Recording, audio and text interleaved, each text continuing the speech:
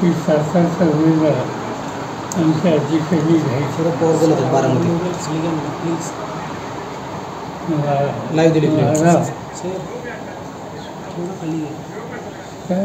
काय नाही तो बस खाली म्हणतात थोडंसं ऐका ना होची दुसरं काही ना थोडा होतं ते नसते खाली म्हणून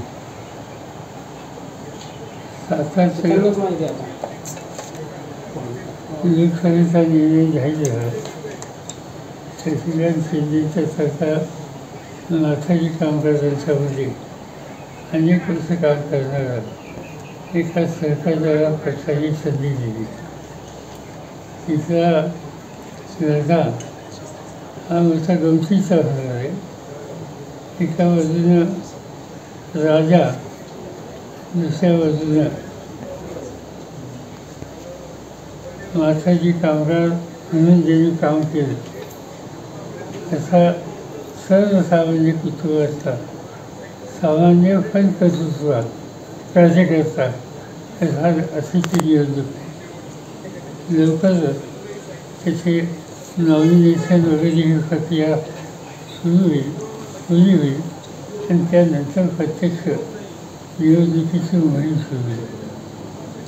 माझ्याच्या संबंधीचा विचार आम्ही करतो.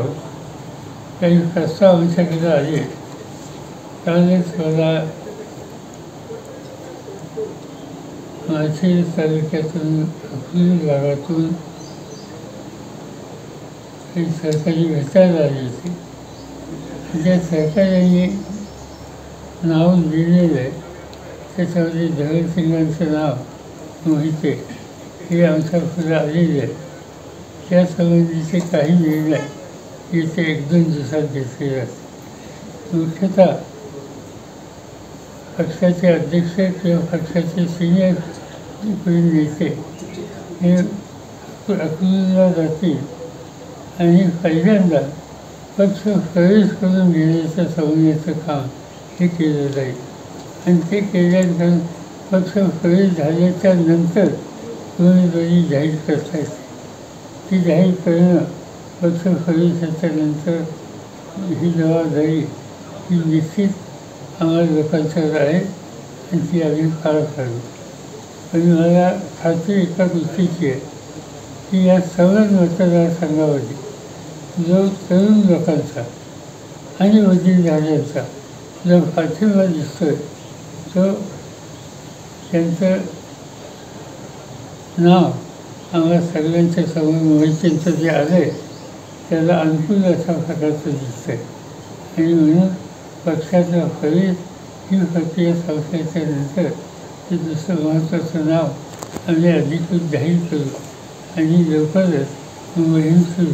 माझे अध्यक्ष आणि माझे भाजपचे जिल्हाध्यक्ष आपल्या शरदचंद्र पवार गटात प्रवेश करतायत अशी बातमी समोर आलेली. तुमच्या उपस्थित 15 तारखेला बैठक झाली, चर्चा झाली, त्यांनी संघटनेमध्ये काम करायचं मान्य केलं. आम्हाला त्याचा आनंद आहे. 2दा ते जिल्ह्यामध्ये जिल्ह्याचे भाजपचे अध्यक्ष होते आणि ते आज सर्वसामान्य लोकांच्या प्रश्नाच्या सोडवणुकीसाठी आम्हाला सगळ्यांचं काम करायला तयार होतात. त्याचा आनंद आहे. जळून तालुक्यामध्ये ऊसाची शेती ही अत्यंत महत्त्वाची शेती आहे आणि निर्वाहातच हा कारखान्यांचे काही प्रश्न ते आलेले होते.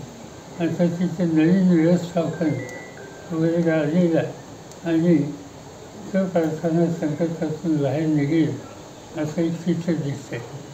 नवीन लोक जे आमच्या पक्षामध्ये येत आहेत त्यांचं स्वागत आहे. पण त्या साखर कारखान्याच्या राजकारणात काही अधिक इंटरेस्ट घेण्याच्या संबंधीची भूमिका आम्ही काही त्या ठिकाणी करणार नाही.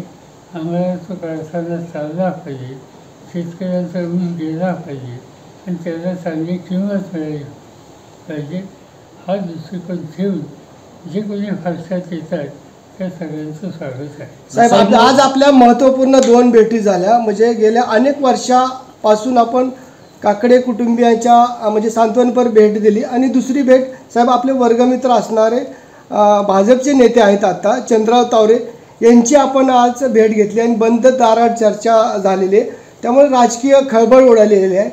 कसं बघताय? असं खरं काही नाही. सरदारराव मी एकत्र शिकलो, एका शाळेत चालू होतो, अनेक वर्ष एकत्र काम केलं. अगदी एकच उदाहरण द्यायचं झालं की सुफियाचं लग्न बारामतीमध्ये झालं. त्या लग्नाला हजारो लोक होते आणि त्या लग्नाची पाहुण्यांची समान व्यवस्था करायला जे आमचे सरकारी अतिशय पदं होते त्याच्यात चंद्रराव होते. हा गौरवराव होता. नंतरच्या काळामध्ये त्यांनी काही राजकीय भूमिका स्वीकारली, तो त्यांचा अधिकार आहे. पण व्यक्तिगत सलोखा दोन्ही बाजूने आम्ही ठेवण्याचा प्रयत्न करतो. इथं राजकारण नाही. काकडे कुटुंबियांची भेट घेतली साहेब. 55 वर्षानंतर आपण त्या ठिकाणी गेला असं आम्हाला कळतंय. असं नाही, 55 वर्षाच्या आधी मी गेलो नव्हतो. असं त्यांच्या कुटुंबामध्ये एक दुःखद घटना घडली म्हणून त्या ठिकाणी मी केलं होतं. याच्या आधी त्या कुटुंबाचे मुहूर्तांच्यानंतर जे प्रमुख होते बाबाला ते गेल्याच्या नंतरसुद्धा मी त्यांच्या घरी गेलो होतो. हे एक सभ्यता आणि सुसंस्कृतपणाचं लक्षण आहे.